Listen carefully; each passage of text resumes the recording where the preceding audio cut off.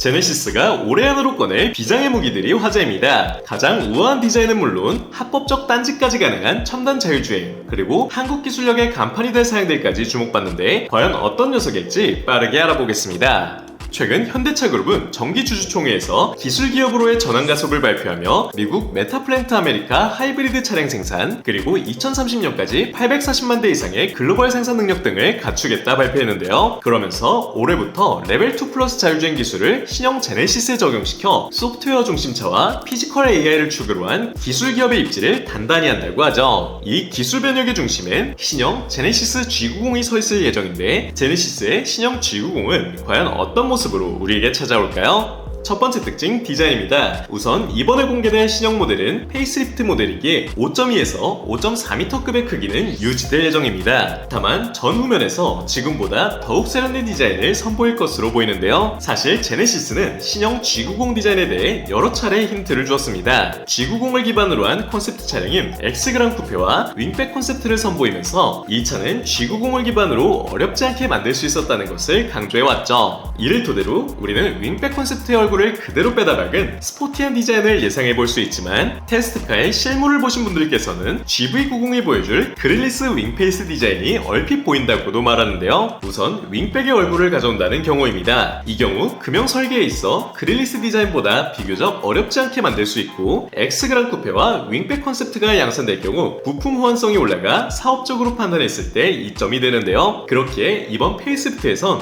이런 얼굴을 선보일 확률이 높다는 입장도 있으며, 얇아진 크레스트 그릴과 스포티한 느낌의 범퍼부 그래픽이 기존보다 젊은 감각을 더합니다. 유튜브 쇼카님이 포착하신 테스트카에서 콘셉트 모델들과 동일한 형태의 범퍼부는 이미 포착됐죠. 다음인 그릴리스 디자인의 경우 네오론 콘셉트에서 본 마킹 그릴부와 끊임없이 이어진 램프부가 돋보이는데요. 실체를 목격하신 분들 중 램프가 그릴부와 연결됐다는 것을 포착했던 분들도 있었습니다. 다만 이 경우 조명 모듈부터 냉각장치 등 손봐야 할 부분이 많아져 사실상 풀체인지에 가까운 비용이 들어갈 것이라는 분석도 있었죠. 범퍼부에선 이견이 없지만 램프 구성과 그릴부에서 감론을박이 펼쳐지는 중인데, 여러분은 둘 중 어떤 모습이 더욱 기대되나요? 측면부는 큰 변화는 없겠지만 두 줄 사이드 리피터 사이 새로운 구조물이 포착돼 자율주행을 위한 센서와 카메라의 투입도 점쳐집니다. 휠 역시 새로운 테스트 휠이 포착됐는데, 이는 무려 22인치에 달하는 거대한 크기를 보여주죠.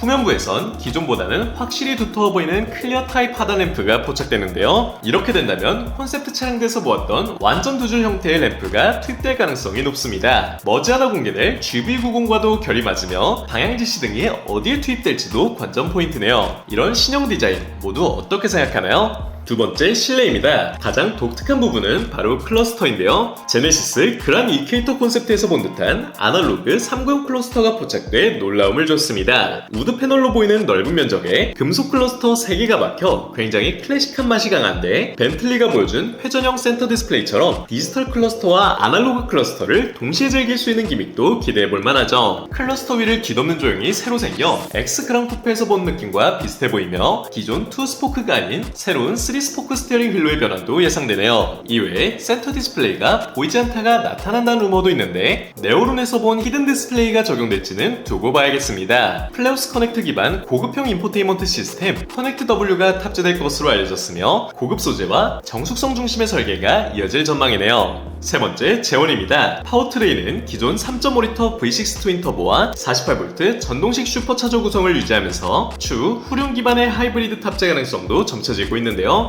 우선 공개 초기엔 성능 면에선 큰 변화는 없을 것으로 보이지만 주요 포인트는 따로 있습니다. 바로 앞서 언급한 레벨2 플러스 자율주행의 탑재이죠. 이는 레벨2와 3 사이 과도기 기술로 현대차 그룹은 엔비디아와의 협업을 통해 이를 구현했다고 합니다. 테슬라의 감독형 FSD가 여기 포함되며 운전자가 핸들을 잡고 있지 않아도 조향, 제동, 차선 변경 등을 행할 수 있죠. 하지만 운전자가 정면을 응시해야 하는 등 일정 조건이 뒤따릅니다. 제네시스는 레벨 3 자율주행이 법제화될 때까지 이 레벨 2 플러스 자율주행을 점진적 고도화시킬 것으로 알려졌으며, 추후 그룹 내 많은 차량들의 탑재도 기대되네요. 또한 에어 서스펜션 역시 기존의 내구성 문제 등을 보완한 신형 모델이 탑재된다고 합니다. 마지막 출시일과 가격입니다. 신형 제네시스 G90 페이스리프트는 오는 3분기 중 출시될 전망이며 파격적인 디자인 변화와 신기술 탑재 등으로 적지 않은 가격 인상이 예상됩니다. 3.5 스탠다드 기준 1억 초반대 시작이 예상되는 분위기이죠. 올해 안으로 BMW 7 시리즈 신형 모델과 신형 벤츠 S클래스 등 초강력 경쟁자들이 물밀듯이 들어올 것으로 보이는데 이 사이에서 G90은 뚜렷한 무언가를 보여줄 수 있을까요? 여러분의 의견을 댓글로 적어주세요.